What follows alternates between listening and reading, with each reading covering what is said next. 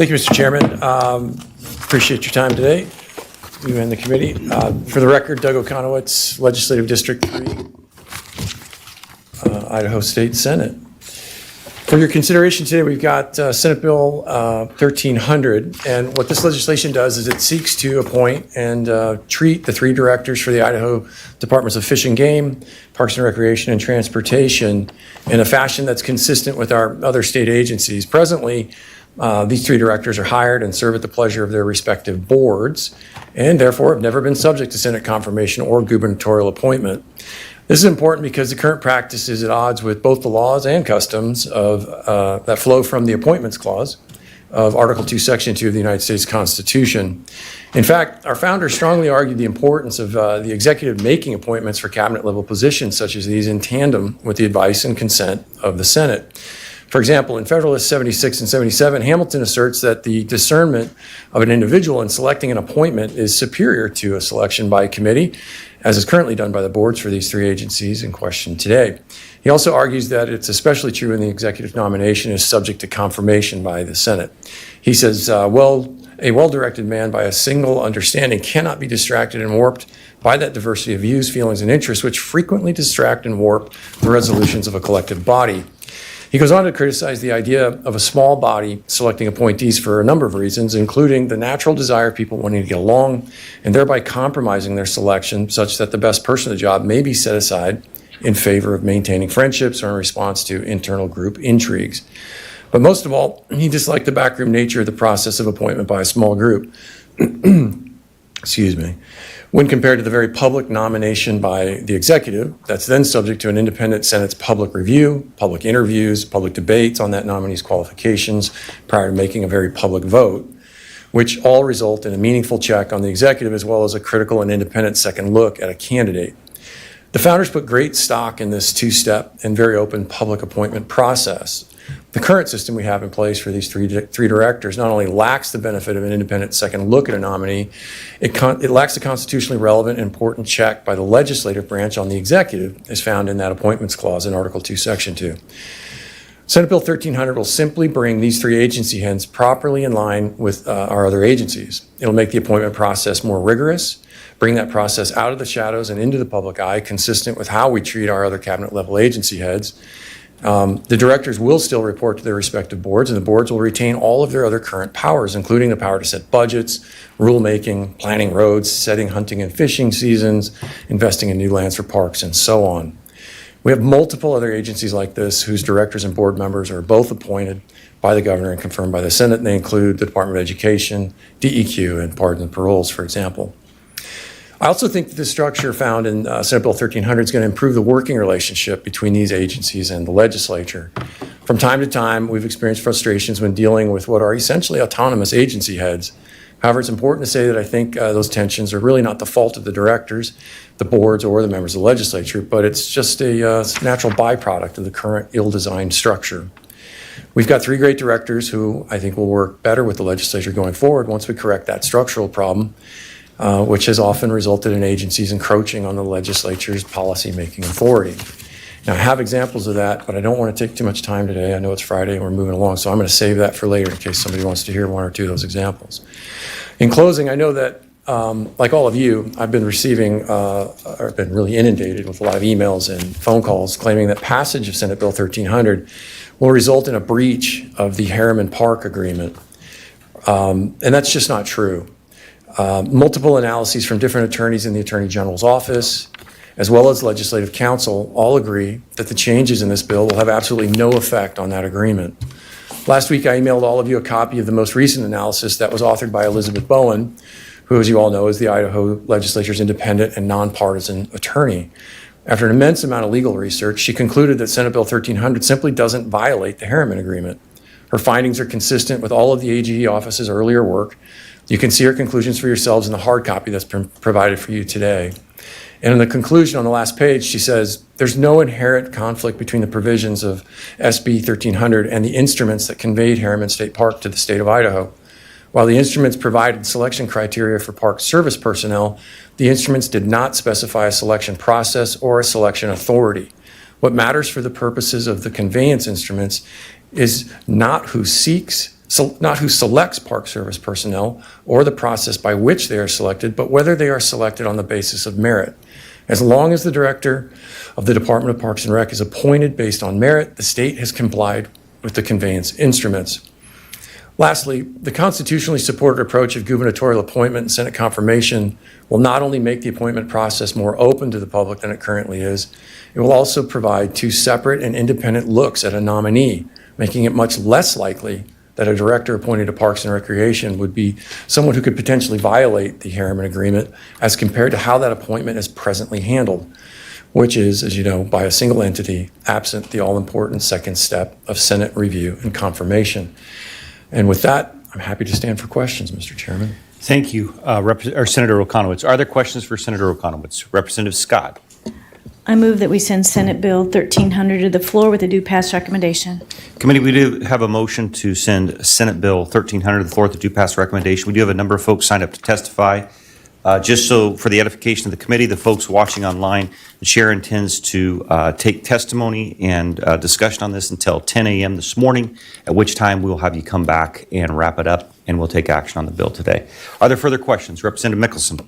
Yeah, Senator Okonowitz and Mr. Chairman, I heard you comment about how this is a superior process because the Senate actually looks out and approves those confirmations. So my question becomes then, why hasn't the Senate reappointed somebody that's supposed to be a tax commissioner and let that sit out for the previous 3 years? So if we're supposed to believe that this is such a superior process, that the Senate has the opportunity to do this, why aren't they exerting their control and demanding to have that confirmation? So you sit there and say this, so what tools do you guys have to even make sure that you will actually confirm these people if they just kind of hang out there in limbo?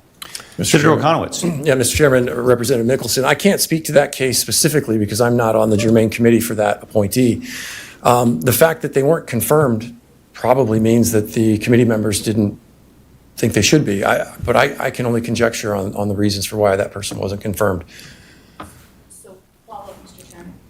Yeah, if you'd like to follow, sure. So then the question becomes is what processes or what law is in place to make sure as we move forward, if the governor doesn't send a name down, that they just don't have an acting director for into perpetuity? Because is there a law to protect the citizens of this state and our legislature that doesn't happen? Senator Okonowitz. Mr. Chairman, Representative Mickelson, yeah, there is a law that says that all of those appointees have to be confirmed by the Senate after receiving advice and consent of the Senate.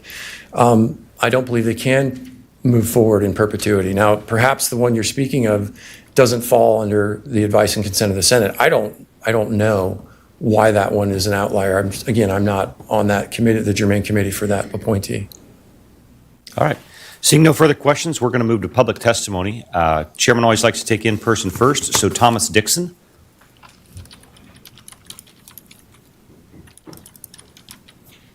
Good morning, Mr. Chairman and members of the committee. My name is Tom Dixon. I'm a grandson of Roland and Gladys Harriman. And the Roland Harriman and his brother Averill Harriman made a gift to the people of Idaho, the state of Idaho, of the railroad ranch on December of 1961. This was approved and promoted by then Governor Smiley. The agreement is the state agreed to accept the gift, establish a state park subject to the following conditions. Section 4B, the people of the state of Idaho acting by and through the legislature of Idaho will establish pursuant to law professional staffed career park service whose personnel shall be chosen on the basis of merit alone and which shall be administered under merit system procedures for personnel administration, and the said park service shall, when vested with the control and administration of the park, subject to the advice and consent of the governor of Idaho.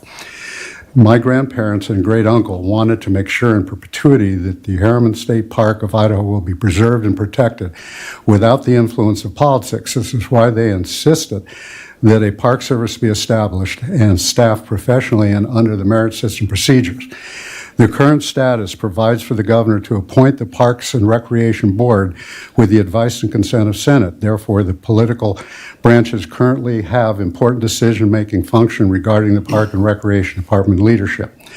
Importantly, and in keeping with the merit-based condition of the gift agreement and with my grandparents, the Parks and Recreation Department under current statute may not be removed except for the reasons set forth in the Idaho Code for inefficiency, neglect of duty, misconduct in office, and his or her no longer being in the district in which they were appointed from. The Parks and Recreation Director under the current statute is appointed by the Parks Board and serves at discretion of that board, and this is under Section 67-422 of the Idaho Code. A board is mandated by statute in accordance with the gift agreement to select a director upon the basis of executive ability, experience, and training in park and recreation. Senate Bill 1300 does not change that requirement. Mr. Dixon, I'm going to need you to wrap up. Okay. Time's expired. Well, let's put it, the original gift was 12 pages long. And what my grandparents wanted was not to be a political entity. If it is appointed by the governor, then that person in a director position works at the will of the governor, not at a professional merit. The other point is that in 2018, there was an attempt to combine 3 departments under one director, including this one, which is exactly what they were afraid of. Averill and Roland wanted to see this kept open for the state in perpetuity, not as a political activity. And this is not the only park they've done. They did a $48,000 acre park in New York, which is run outside of the political system. And this bill would move that and make it a appointment by the governor to work at the will of the governor, and they change every election. Okay. Are there any questions? Thank you. Are there questions? Representative Mickelson has a question for you. Yes, thank you, Mr. Dixon and Chairman. Did you ever have a conversation with your grandparents or with Governor Smiley about what they wanted for Harriman State Park and why they valued this gift to the state in the way that they did? Thomas. Mr. Chairman, Representative Nicholson, yes, to both. I was relatively young. I mean, it has been a few years since then, but my grandparents, with my older brother and I, explained why they were doing this and not keeping it in the family. And the reason one, they were afraid that if it got into the family, it'd be broken up, sold off, and as my grandfather put it, there would be claptrap A-frames up and down the river. And if you've been over that park, if you get outside the park, there are some of those. And the intent was they wanted to protect the property for the people of Idaho. They had enjoyed it. It's a natural, if any of you have been out there, you know it. I mean, with the moose, the geese, the trumpeter swans, the curlews, that was the reason. They wanted a state park run by professionals. They were very familiar how the Yellowstone Park was run. They had talked to rangers up there, and this is their vision of what would happen. When I talked to Governor Smiley about it a few years later, on our way up to Sun Valley to do the memorial service for Averill, I asked him, what was it like? And he said it was pounded into him that they didn't want politics involved in this. This should be a park run by professionals, managed by professionals, with a board and continuity of management, not changing every other day. Representative Pahanka. Mr. Chairman, Mr. Harriman, real quick, if this were to pass, would the family look at pursuing legal to put it back into the family's name? Thomas. To bring it back to the family? Mr. Chairman and Representative Pocahon. Obviously, the family is going to look at all legal options to keep it the way it was meant to be done. So, that's the best. I'm here representing my grandparents who are no longer with us and myself, and knowing what they wanted. There has been minor discussions with Averill's side of the family, the Fisks and the Mortimers, and I know they're interested. They were very interested in 2018 when we did it, when there was movement. So, yes, there would be an opportunity to look at legal options. Okay. Any further questions? Representative Boyle. Thank you, Mr. Chairman. I want to thank your family very much for giving Idaho such a beautiful place. And my question to you, is the family worried that the Senate, somehow the governor would not appoint the current director and the Senate would not confirm her? Mr. Chairman, Representative Boyle, the concern is that it opens up the opportunity for somebody to be appointed, and it would be a political appointee, period. And as I said again, 2018, that was attempted. Any further questions? Thomas, I've got a question for you. Yes, sir. Let's carry that scenario out, that a political person is appointed. I'm going to use for a foil the individual to my left, Representative Scott, gets the appointment. What happens? What's the downside? What's the fear if a political appointee gets that position? Are they going to destroy the park in some way? Mr. Chairman, the fear is that it'll change every other day, and the person works at the will of the governor, does not work at the will of the park, or for a cause of the park, and does not work for the board, which has control of that director. It is somebody that could change every time there's an election or any time that there's a budget change, and if whoever the director is disagreed with the governor, they're out the door. So you don't have the continuity, you don't have a real park professional in there. Doesn't the board serve at the pleasure of the governor? But they're appointed on a term of 6 years, I think, or 3 years. Okay. And they can't be removed except for the points I pointed out, for inefficiency and so forth. So there is a difference. Okay, perfect. Thank you. Representative Hawes. Thank you. Just a point of clarification on your question. The commissioners are appointed by the governor for staggered 4-year terms, and no more than 4 can be from the same political party. So that ensures that there's balance on that commission bipartisanly, and they are confirmed by the state Senate. Perfect. Thank you. All right, next up, Nick. Welcome back to the committee. Thank you, Mr. Chairman, members of the committee. For the record, my name is Nick Fasciano. I'm the Executive Director of the Idaho Wildlife Federation. Standing in respectful opposition to this bill, appreciate the opportunity to testify. So I have a letter here, which I think all of you had, signed by 15 sportsmen's organizations, registering our concerns over this change. Currently, our comments are reserved for the Director of Fish and Game. Currently, the director is appointed by a bipartisan commission, and it is our conviction that we want to keep the department as science-based as possible into the long term. This has nothing to do with anyone who's currently in office or might be in office in the near term, but demographics change. We are looking down the road to states that we have seen where hunting and trapping rights in particular have become materially threatened as the demographics and the political dynamics have changed in those states, and the resultant political influences have taken, they tend to go after trapping first, and then they come down the line when it comes to our hunting rights. I think a lot of us are very open to the conversation of how we future-proof our current system so that doesn't happen to us. But this feels like a step in the wrong direction, and one that could end up coming back to bite us if we're not very careful and very deliberate about how we introduce additional political oversight into the process.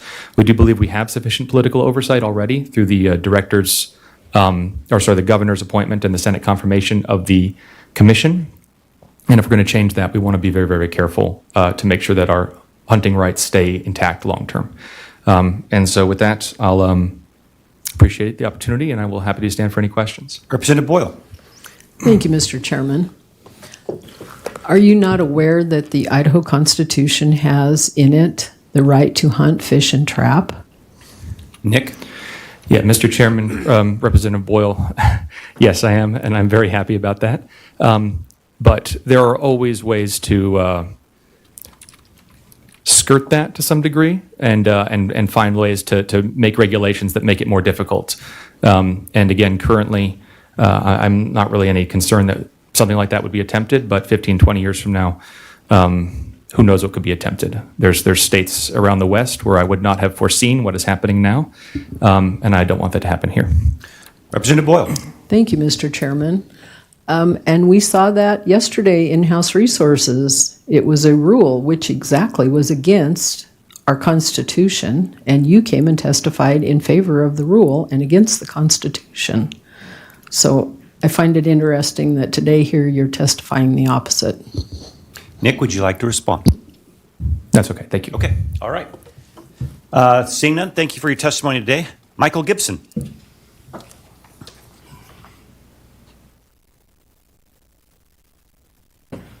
Welcome to the committee again. Chairman Crane, members of the committee, Michael Gibson. I'm the Idaho Policy Advisor for Trout Unlimited. I rise in support or in opposition of this bill. I stand with hunting and angling partners who in 1938 created the commission. We've got almost 90 years with that process. It's worked well. We've had great directors. We'd like to stick with that. I'd like to also just point out, thanks to Mr. Dixon for bringing up the issue of Harriman Park. We have over 300,000 members nationwide. I don't think you could talk to one of them that doesn't know about Railroad Ranch and wants to come out here and fish. And we hope that stays in state ownership. We can have all of the legal opinions that we want that says that they can't take the ranch back, but that does not stop them from initiating a lawsuit and having taxpayers have to pay to defend that lawsuit. So with that, I stand in opposition to this bill and stand for any questions. Are there questions? The only question I have is where to take my young son fly fishing, but we can talk off. Thanks, sir. Next question, Jeff Britton.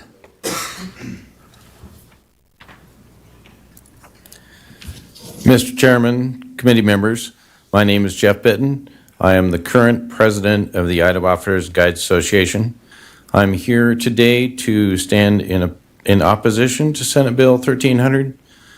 As outfitters across the state, we all have great relationships with the commissioners that represent each individual district, each individual area, and those 7 people get to choose who is the lead person on the Fish and Game department.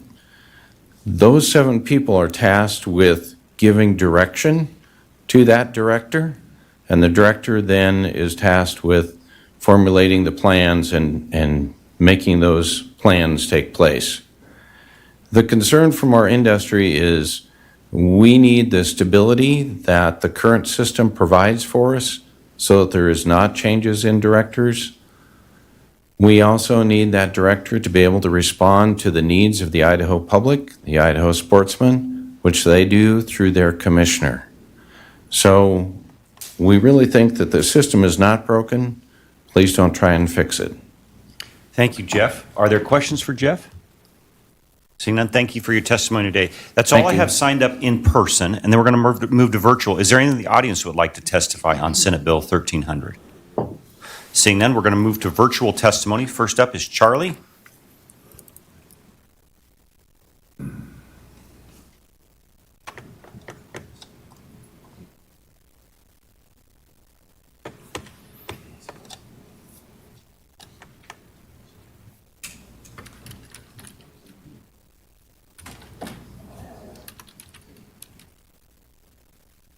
Hi, sorry for the delay. You're fine, Charlie. Go ahead.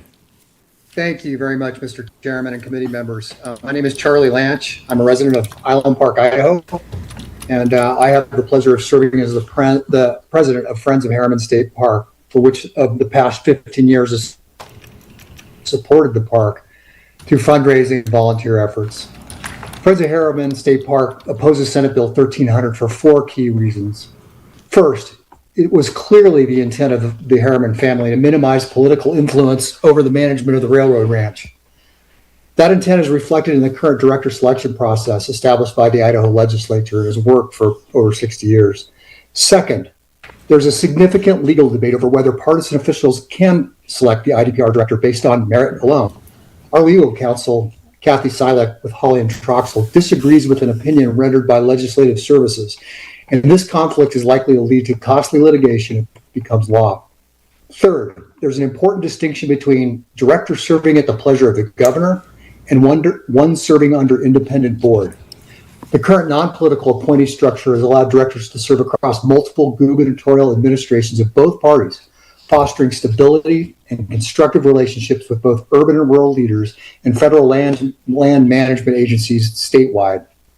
Finally, this proposal isn't new. This has come up in 2009, 2018, and as early as last year and been defeated. And in closing, let me say this. In 1965, the legislature created IDPR and the Parks and Recreation Board in a manner that respected the Harriman's family wishes. Their extraordinary gift has benefited all Idahoans, and it is in the state's interest to honor those terms. Let me be clear. Forcing the Idaho Department of Recreation to serve at the pleasure of a governor risks the loss of the state's integrity and the park itself. And with that, I would urge, members of the committee to please not advance State Bill 13 in its current form. Okay. And Thank you, happy to Charlie. take a question. Charlie, I have Representative Scott has a question for you. Would you yield to a question? Yes, please. Thank you. Okay. Representative Scott.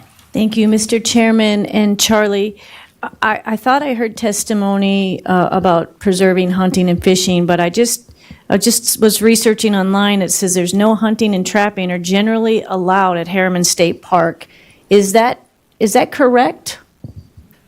That is correct. The state park is also a designated wildlife refuge, and it supports. It's a vibrant habitat for migratory ungulates, for grizzly bear, for elk, deer, swans.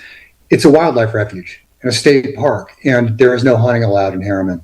It's surrounded by public lands that do allow hunting, and it actually produces a lot of big game opportunities for hunters out around the park. But inside the park, there's no hunting.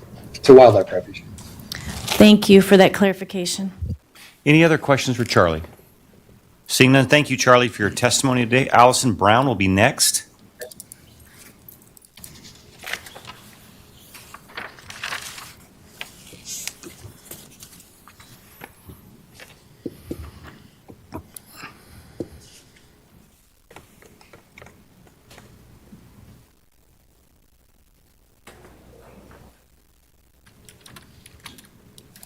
Welcome to the committee, Allison. Hi, thank you. Sorry, that's a little delay there. Chairman and members of the committee, my name is Allison Brown. I'm speaking on behalf of the Henry's Fork Wildlife Alliance and as a citizen of Idaho, respectfully opposing Senate Bill 1300. This bill is not just an administrative change. It fundamentally alters how Idahoans have chosen to manage their fish, wildlife, and public lands.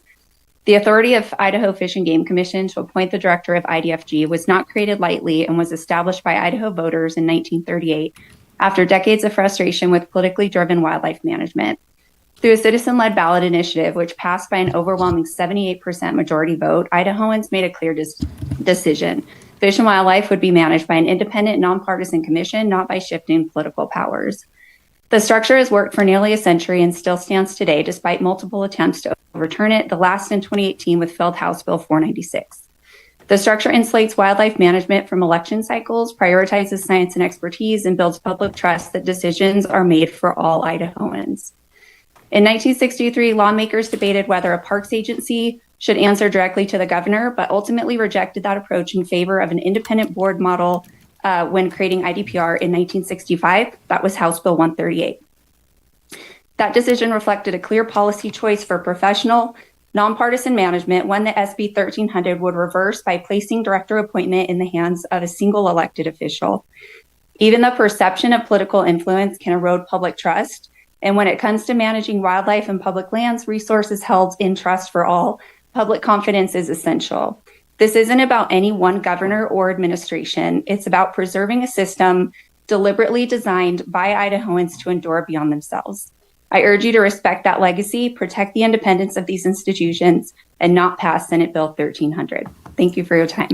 Thank you, Allison. Are there questions for Allison? Seeing none, thank you for your testimony today. The final person I've signed up to testify is Matt Borg. Matt is via telephone today. Matt, we're going to try and see if we can make this work. Go ahead. Can you hear me? Yeah, I can hear you. Go ahead, Matt. Perfect. I got on the phone today instead of Zoom because I got kicked off several times on the HAC committee stuff on those bills. So let me try it here. So I'm Matt Borg with the Eastern Idaho Houndsman Association and the Idaho Sporting Dogs. Our current system we have in place in Idaho right now works really well. It is science-based and follows the North American model. Our current system is the envy of a lot of states. Where other states like New Mexico and Colorado have been overrun by out-of-state money, the influence of environmentalists, bad ballot initiatives and bans on hunting and trapping. This is taking away from our sportsman's heritage and is tipping the scales where our big game animals will be out of balance. This bill is unnecessary and will harm sportsmen, houndsmen, trappers, and shooters with future administrations. We need to be smart, guys. We need to keep Idaho great and stay with our current process we have in place. It's all about that balance and backed by science.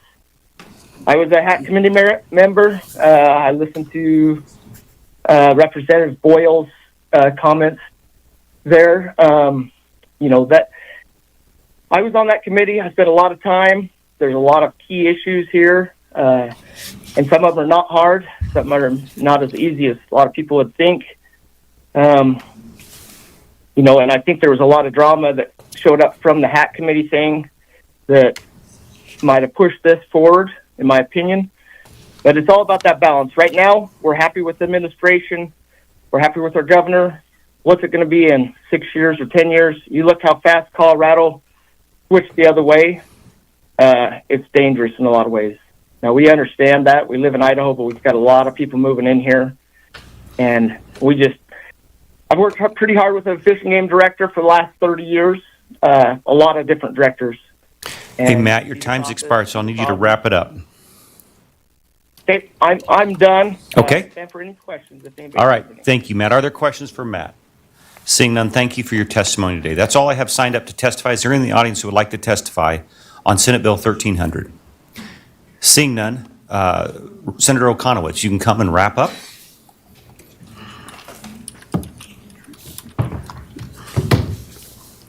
Thank you, Mr. Chairman, committee. There were,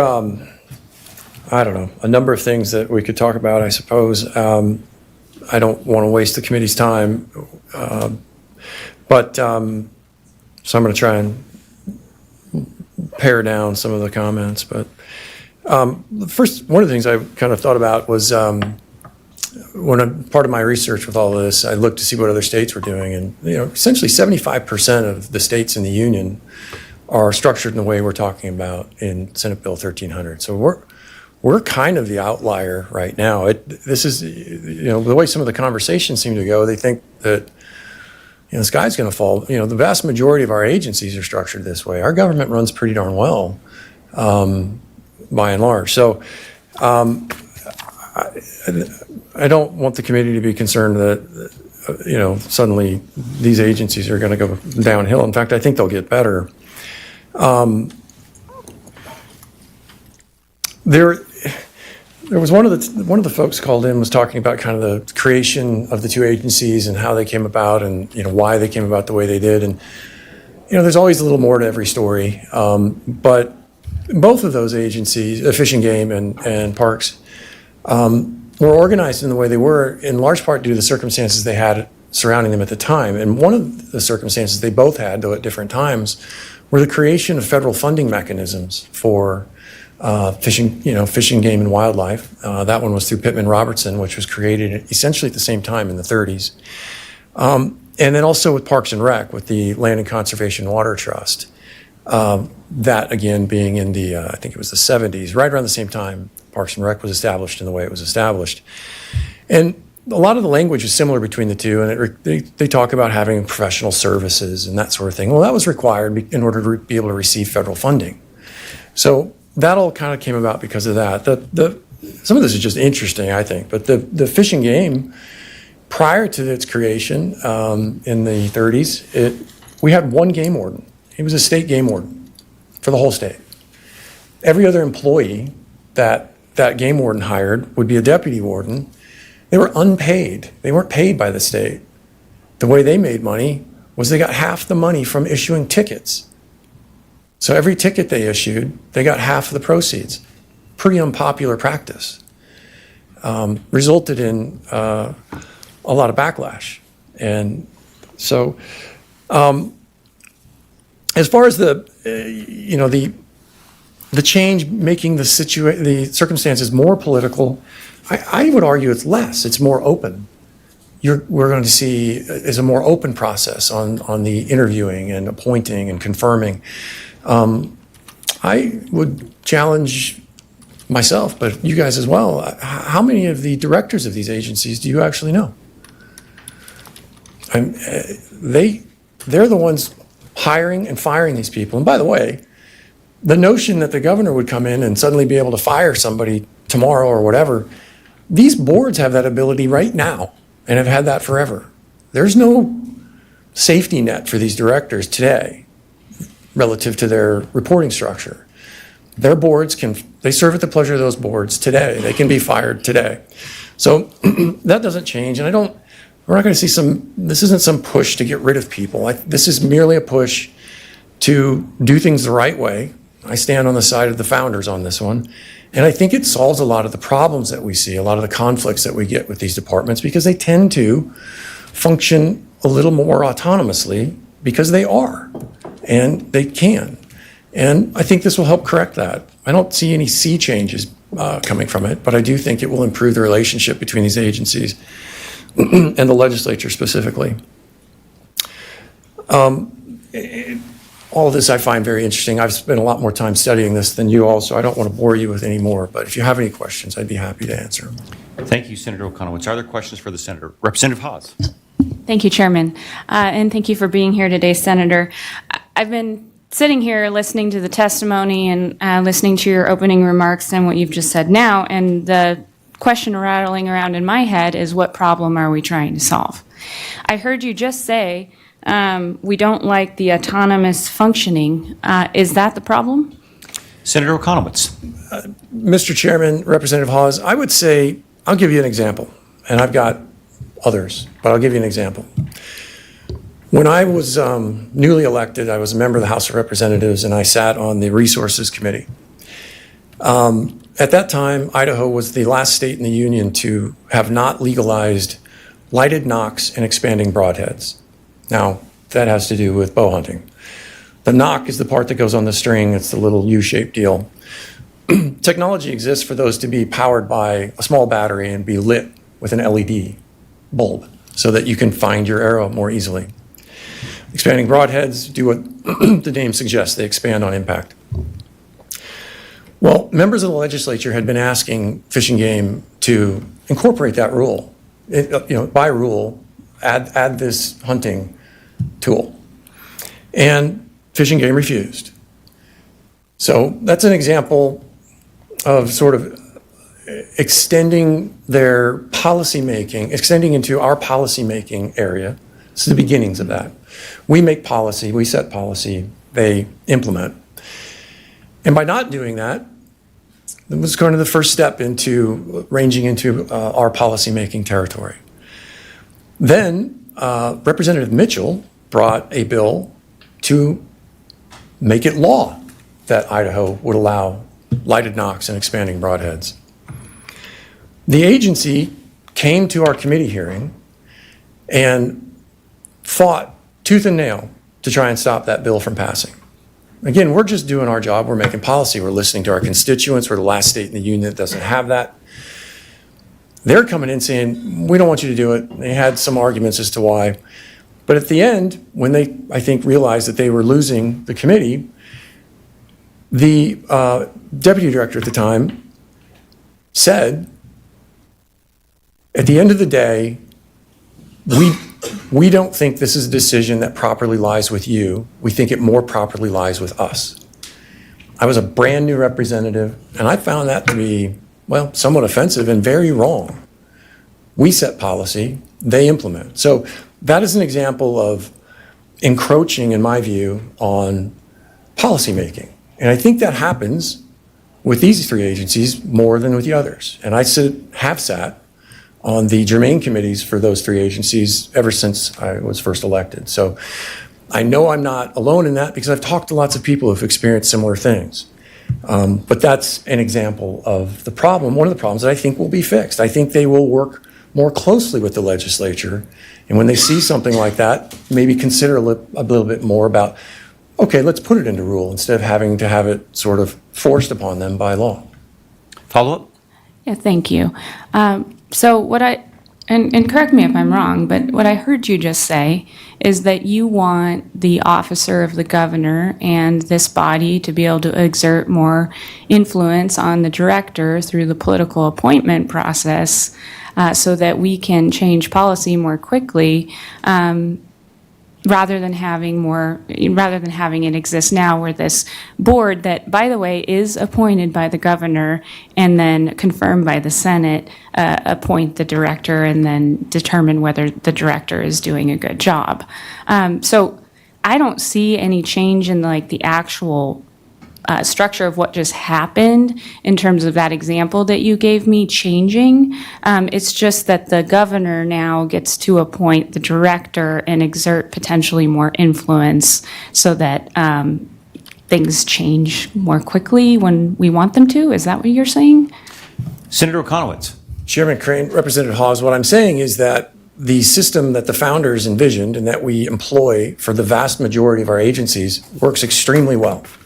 I would like these three agencies to function under a similar umbrella. Further questions? No, thank you. Okay. Any further questions for the senator? Seeing none, Senator, thank you for your time. Oh, man. You had a light on and I had a light on. It is Friday. All right, here we go. Senator or Representative Mickelson. So I guess from what I'm hearing that there's a lot of frustration with a specific director.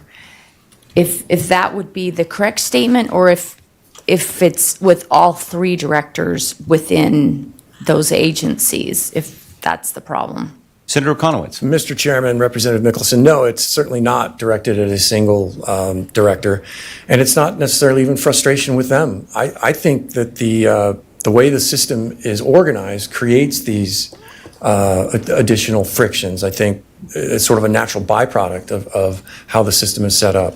I've got examples with the other agencies as well, and I've had bills that I've run dealing with for example, the doubling fees for non-residents at state parks, which we put out in, I don't remember, I think it was 2003 or thereabouts. And the director of Parks and Rec fought me tooth and nail on that. And, I worked with her as closely, as I could. And ultimately we were able to kind of come to an agreement and so on. But the way that process worked was another really strong example of how I think sometimes these particular agency heads tend to drift into policymaking more so than other directors. Follow-up? So I guess my concern, as I look at these three, I have concerns about Harriman. I have concerns probably more so about transportation. Specifically, when you get into rural communities and things, having a 7-member board that is appointed by the governor and has some diversity within that board protects the entire state in that process so that we all have projects looked at based upon true needs rather than political considerations. And I guess my concern, and I'd like you to address it, is how do we not make it so then suddenly the Treasure Valley, because they have the most political power in this body, obviously, because most of the people live here, then suddenly the state legislature, regardless of what the studies say or the transportation studies say, we would suddenly have the legislature weighing in on which roads we want built based upon who needs to make their buddy happy. And so how do we not have that happen in this system? Senator Okonowitz. Mr. Chairman, Representative Mickelson, to begin with, it's unconstitutional for us to pass laws, particularly that talk about specific highways and so forth, as far as like putting in a new road and that kind of thing. We're highly discouraged from doing that. Secondly, the board's powers today, Transportation Board's powers today, will exist if this bill passes thereafter. And those powers include, are plenary, essentially, in deciding which projects move forward, when they're going to move forward, and how much they're going to spend on them. That doesn't change. The director doesn't get to set that today, and the director wouldn't get to change that if this bill passes into law. The board's, ITD's powers in that respect are intact and would remain so. Follow up? Sure.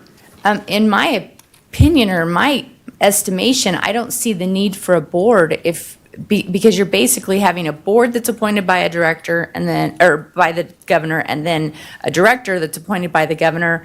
I would then see no need for a transportation board, no need for a fish and game board, no need for a parks and recreation board, because you're basically saying that these directors should carry out the will of the governor and the body that's actually appointing them. And that's probably my biggest concern with this, and the fact that we're putting all three of these agencies in one bill together rather than dealing with them specifically group by group. So if you could address that. Senator Okonowitz. Chairman Crane, Representative Mickelson, that is exactly not what we're doing.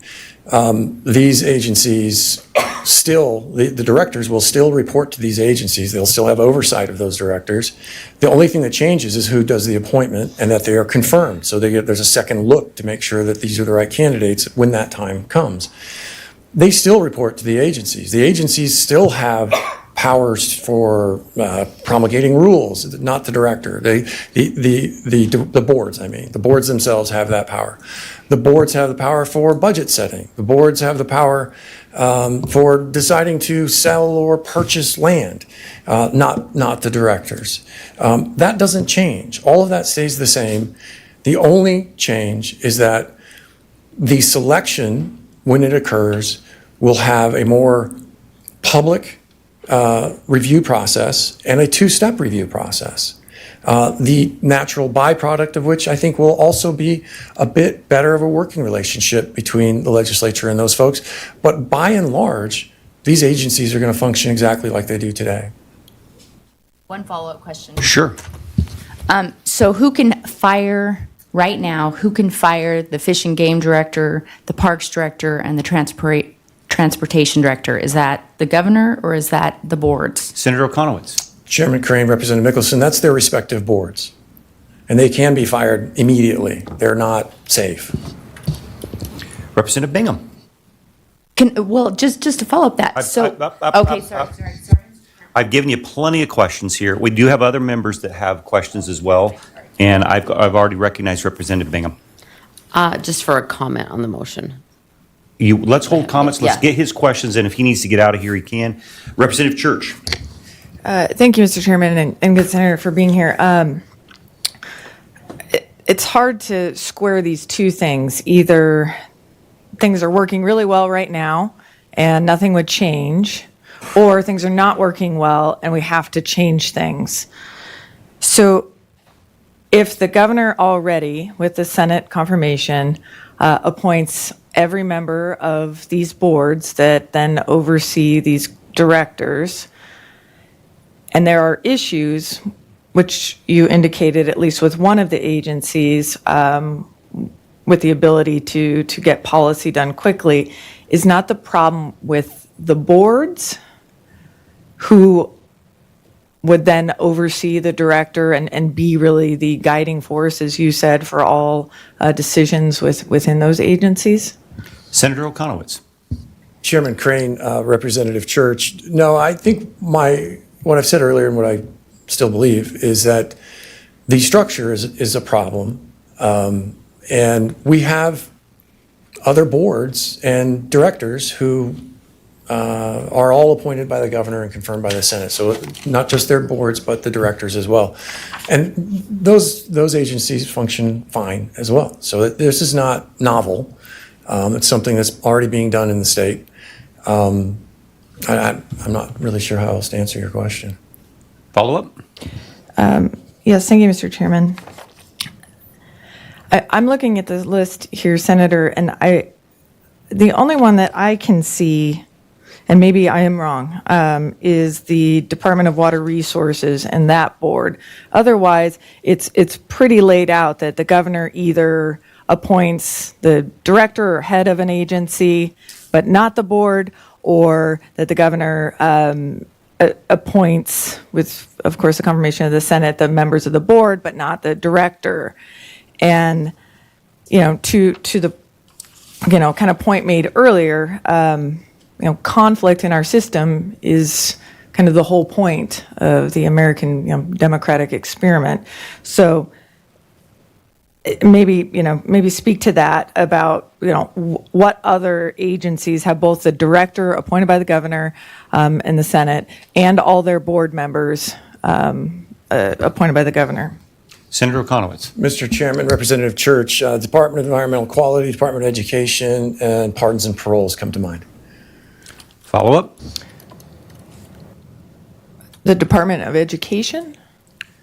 Senator Okonowitz. Mr. Chairman, Representative Church, that's right. Jen White. Any further questions? Representative Mickelson, do you have a question? Did you have, I cut you off earlier. Did you have a question? No, so I just want a clarification. It was just so then if this bill moves forward, then the boards can't fire the director, just the governor can fire those directors. That was all the clarification I was asking. Senator for. Okonowitz. Chairman Crane, Representative Mickelson, that's correct. Okay. All right, any further questions for the senator? Seeing none, thank you for being here today. Appreciate it. Committee, we do have a motion to send Senate Bill 1300 to the floor with a due pass recommendation. Representative Bingham, comment? Mr. Chairman, for comment on the motion. Certainly. I'm trying to figure out what problem we're trying to solve. Currently, the governor appoints the board. The board then appoints the director. And if the governor was not happy with the director of a specific department, he could change the board. So right now, we have 7-member boards. There's 4 Republicans and 3 Democrats on each board, and they are throughout, as has been stated, they're throughout our state. And that gives representation for the entire state. So I think if you go back, so I've got the journal from January 8th, 1963, and this is when the ratification of the Harriman State Park Agreement happened. In that, at the time, it says, by the State Affairs Committee and Act, it says, creating a Bureau of State Parks and Recreation Areas, authorizing appointment of a director thereof, and providing that the director and personnel of the Bureau shall be chosen on the non-political and non-partisan basis of merit and for special training and skill. Okay, so this was moved by Senator Murphy, and this was Governor Smiley was the governor. Okay, so in this ratification for Harriman State Park, it talks about the establishment of and maintenance of a professionally trained career merit-based system service. It goes on to say in this agreement, it says, for these reasons, we should accept the park, but as I said in my earlier address, I do not think that we should accept the gift unless we are willing to accept it for the purpose and in the spirit in which it was given. Going on later, it says, said bequest, devices or instruments of conveyance may be conditioned so that if either E. Roland Harriman or W. Averill Harriman or their respective executors shall severely or jointly in his or their uncontrolled discretion determine that said prohibition has been violated, this contract shall thereafter be null, void, and of no effect, and any and all property therefore devised, bequeathed, or conveyed pursuant and hereto shall, upon the termination of all legal life, estates provided to herein revert to E. Roland Harriman and W. Averill Harriman or their respective estates, if either of them shall be deceased at the time and of such determination. So in there, it specifically says we should not accept this gift unless we are willing to go forward with the spirit in which it was given, and that if we violate that it will return to the family or their executors. Mr. Dixon has spoken here today that he feels that SB 1300, Senate Bill 1300 violates this agreement. So what's the benefit and what's the cost? So right now, we are asking that the governor appoint both the board and the director. The Founding Fathers believed very specifically in the separation of powers. We don't want to give too much power to the executive branch. So if we're giving the governor the authority to appoint both the board and the director, are we not giving too much power to the governor? And at what cost? As they have said, there is a a good chance we could lose Harriman State Park. Harriman State Park is in my area. It's just north of where I live. It's a beautiful park. It's a great place to hike, cross-country ski, trail riding, dirt biking. It's a fantastic park, and I would hate to see us lose it. And so I guess I just don't understand what the benefit of appointing a director is at the cost of losing Harriman State Park. Thank you. Thank you. Chair will rule that debate in opposition to the motion. Representative Hawes. Thank you, Chairman, for a comment on the motion. Certainly. I didn't hear anything today that convinced me that the process we currently have is broken. Right now, as the good lady says, it's balanced. We have the appointment by the governor of the boards with confirmation from the Senate, and we have those people on those boards representing the 7 diverse regions of our state. That's critical. And then the board gets to appoint those directors. The board gets to decide if those directors are not doing a good job and not following not only a particular region in the state, but representing the interests of all of our regions. The members of those boards have staggered terms, something that I mentioned briefly in my question to the good senator, but those staggered terms are really important because they don't correspond to any particular gubernatorial election. If we change the system and we have the director now corresponding to gubernatorial terms, then we fundamentally change how these boards work in actuality. The good senator told us that, in his opinion, the structure is a problem because it creates friction, sometimes, between what the legislative body may want to do with changes in the law and what are the opinions of the directors flowing from those boards on those particular issues. Friction is what we work for in our system of government. It's what helps us ensure that we make good decisions, reasoned decisions. The good senator also mentioned, though, that even if we made this change, agencies can still make rules, right? I've consistently seen in my short time in this body that we are consistently and regularly pulling into our statute rules and making it part of our actual laws so that we have more control. So I would posit that that's not actually the balance that he argues exists. Directors, by design, in these particular areas have some buffer of the pressures of the governor, the elected office, and of this legislative body. That buffer is important. It allows them to make independent decisions that aren't so influenced by politics. We should want that. That's what every single person who testified today told us, overwhelmingly, that they want that. Friction is democracy. We shouldn't be seeking to eliminate it so that we then have what one of the testifiers said, the perception of political influence that erodes public trust. Seeking friction in important decisions is not a negative. I ask you all to consider that carefully. We don't want rubber stamps. Thank you, Representative Hawes. Representative Scott, I'll take that in debate in opposition to the motion. Thank you, Mr. Chairman.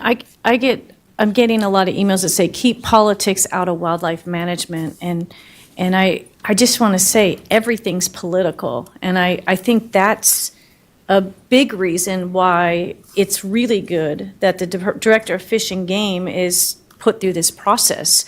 I personally believe that the Fish and Game has been hijacked by environmentalists, and I think you can see that in how we have to fight them to get bills passed. They should be looking out for the interest of the hunters and fishers in this state. And I believe, I had a call from up north from one of my Fish and Game guys a couple years ago who said, how bad would it be if we team with this environmental group? We have a big grant we can get for funding if we just do X, Y, or Z. And so there's a lot of money that comes through that sector. And I think that this is a much better approach to how we're currently doing it. So I would urge you to vote for this. And I see all these other directors that were doing it the same way in all these other agencies. I'm not sure why there were some agencies that didn't get put in there, but I think this is a good bill, and I appreciate the sponsor bringing it. Chair will rule that debate in favor of the motion. Representative Boyle? Thank you, Mr. Chairman. All I see that this bill does is just align what we have with all the other agencies. This is the check and the balance of our Constitution. So the governor appoints and the Senate confirms. Some of the other boards I've been looking at, some other agencies that have boards where the director is appointed by the governor and confirmed by the Senate, Water Resources, DEQ, Pardons and Parole, SHPO, and the State Board of Education. I'm sure there's others as well. I don't see that this bill is going to destroy anything. I think it will actually strengthen. So I'm totally in support. Thank you. Thank you, Representative Boyle. Representative Skog? Thank you, Mr. Chairman. I am here just long enough to remember the lighted knocks and expanding broadheads issue, and that still sticks in my craw, what happened there. So, and by the way, I appreciate testimony from all sides, personal privilege. My father was a janitor here when Governor Smiley was here, and they used to sit pop and talk policy in his office. I was like that story. He's a great governor. But I'm looking at the legislative research, and I've relied on a legislative researcher, attorney, many times. She has never steered me wrong, and as an attorney, I have to look at this, and as judges, each of you have to look at these different opinions we've received. And I side with her opinion. That's about 8 pages. It makes sense to me. I don't think this will do any harm to Harriman State Park, and I wouldn't vote for it if it would. So with confidence, I'm going to be a yes on the motion. All right, further discussion on the motion. Representative Mickelson? You know, I appreciate that we have some specific problems with different agencies, and there's no question that probably exists. But I do have concern, especially when we're talking about such a prized jewel in my neck of the woods with Harriman State Park. And I also have a lot of concern when it comes to transportation issues, because I've heard, the legislature can't, make roads in certain areas, yada, yada. But I know just a year ago, that was the case. And by having a 7-member board that's appointing the director of transportation, we get that balance between the urban and the rural areas of this state. And we get the balance that we need to have the lesser known parts of the state that may have specific problems, have those acknowledged. But when we take away, basically these boards are just supposed to be kind of like, and I've served on boards where it didn't really matter, because at the end of the day, then the director gets the final say. And so what's the purpose of anybody spending time on a board if at the end of the day, the director is the one that gets to make all the final decisions, and that board really doesn't have the power to make those decisions? So I will be a no against this bill. Not that I don't believe that there are problems that probably need to be resolved, but I don't think that this bill, lumping them all three together rather than taking them one at a time, is the way to go. And so for that reason, I'll be a no on this. Thank you, Representative Mickelson. Representative Church, you want to bring us home today? I would like to go home. I meant the debate, so we got 2 more issues, and we've got about 22 minutes. I'll make it really quick. Okay. Thank you, Mr. Chairman. I just want to kind of talk a little bit more about what Representative Mickelson said. I think there are 3 very distinct agencies here, and we're lumping them together, and all I have heard is that there's an issue with one, which operates very differently than the others. I mean, for example, we have heard a lot about the Parks Department, and I'm looking at the powers of the Parks Department. It says, that the director shall be bonded as required by the board and shall perform the duties, that are presented by that board. So, what's the problem there? Also, I see with transportation that, they would be determining their own compensation. So we would have governor appointees, and then they would be able to determine their own compensation. So no friction there, and I think that could become an issue. And then all of these directors, it said, shall have no other public office nor any affiliation with a political party or political organization. And so I think we're really going to put the governor in a sticky wicket to try and make sure that these directors have no, political affiliation or have served, in a public or in a political party organization, which means that, back to the original issue is that we are creating problems for the future rather than solving one, which I still don't know what the problem is that we're trying to solve. I just see a lot more issues from doing this with these three without fully considering compensation, politics, et cetera, rather than solving any particular problem, which we still have not been able to articulate as it relates to this bill, putting all three of these agencies under this kind of new direction. So I'll be voting no. Thank you. Representative Church. Representative Alfieri. Thank you, Mr. Chairman. I'm not long-winded, so I'll be as brief as I can. The argument we're having here clearly, I think, comes down to that this is not supposed to be a political process. But let's be realistic, folks. Everything is a political process. Who says that this board is not now, any of these boards are not now acting in a political fashion in choosing who the leadership is? I think what we're looking at here is whether the process is going to be a hidden process where the board makes a decision with no public review, or if it's going to be an open process to select these directors. And that is what this bill is about. It is about openness. It is about legislature, which is responsible to the people, getting to review what happens and making that final decision as to who runs that agency. Simple as that.